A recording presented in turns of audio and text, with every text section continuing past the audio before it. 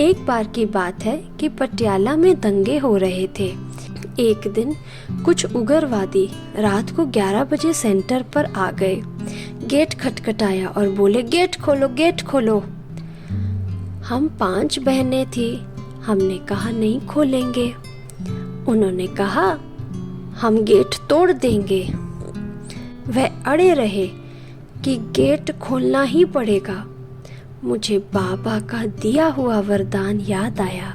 बहादुर बच्ची आओ, मैंने बहनों से कहा, लाल लाइट जला दो और सभी बाबा के कमरे में योग में बैठ जाओ। जैसे ही मैंने गेट खोला वैसे ही वह बड़ी तेजी से अंदर आ गए और हॉल में चले गए।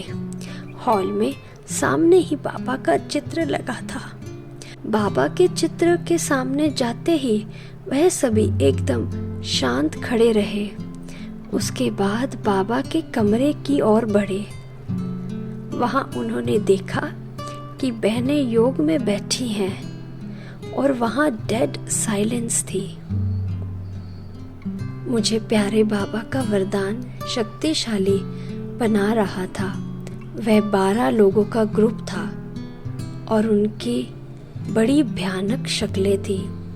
वह वापस लौटे तो मैंने उन्हें कहा, ये आप सबके परम पिता परमात्मा शांति दाता का घर है।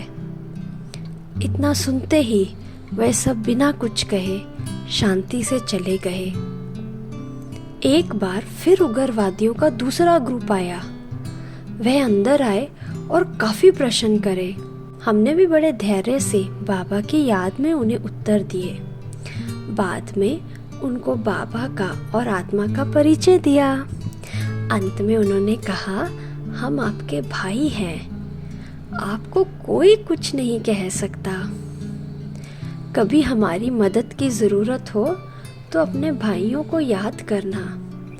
मैंने उन्हें कहा, हम सर्वशक्तिवान वाहे गुरु की छत्र छाया में हैं।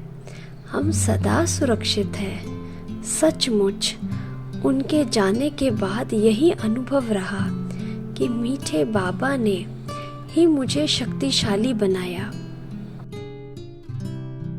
ऐसी आत्माओं का भी बड़े धैर्य से सामना करने की युक्ति और शक्ति दी बाबा ने। वह वरदान याद करते हुए प्यारे बाबा के प्रति कृतज्ञता से आंखें भर आई। नैनों में मोती छलक पड़े। कहाँ निर्बल डरपोक आत्मा को भी बाबा ने सहारा देकर शक्तिशाली बना दिया।